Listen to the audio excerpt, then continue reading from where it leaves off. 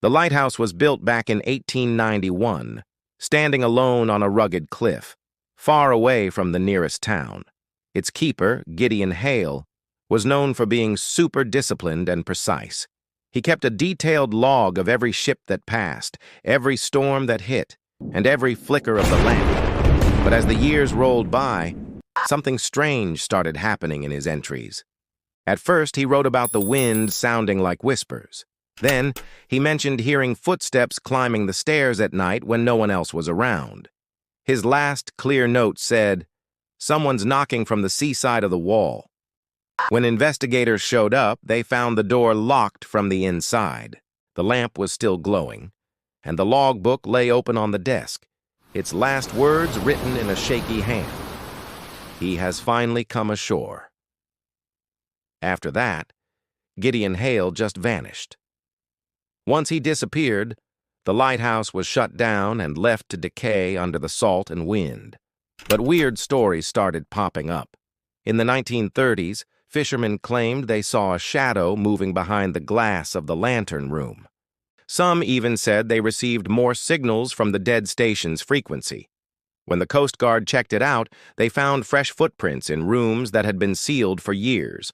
Locals started calling it the Eye of the Sea, saying the light no longer warned ships. It lured them in. Fast forward to 2004, when a group of divers explored the ruins. Under the corroded stairs, they stumbled upon a rusty metal chest. Inside was Gideon Hale's missing logbook, thought to be lost forever. Half the pages were ruined by salt water, but the rest were disturbingly clear. The surviving entries said things like, "The sea is not empty. If the light goes out, he climbs.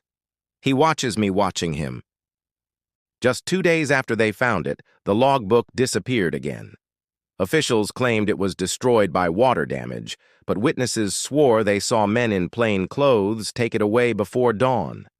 Years went by, and the legend of the lighthouse faded, until someone decided to document it. In 2017, a filmmaker named Dylan Ward started working on a documentary called Lights Out. His plan? Spend one night inside the abandoned lighthouse and stream it live online. For the first hour, it was just static, sea spray, and creaking metal. Then, around midnight, the camera shook. The last thing viewers heard was his whisper, "Someone's already here." When the rescue team arrived the next morning, they found the camera face down in a puddle of seawater, a broken stair railing, and a single boot washed up on the highest step. Dylan Ward was never found. The final frame of his footage showed a tall figure reflected in a shattered lens. Locals say the story goes back even further than the lighthouse itself.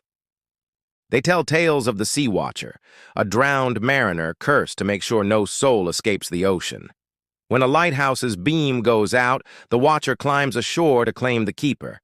Maybe that's what Gideon saw. Maybe that's what Dylan heard. Maybe that's why the light still shines. Every year on June 13th, the anniversary of the storm that took Gideon Hale, the beam flickers back to life.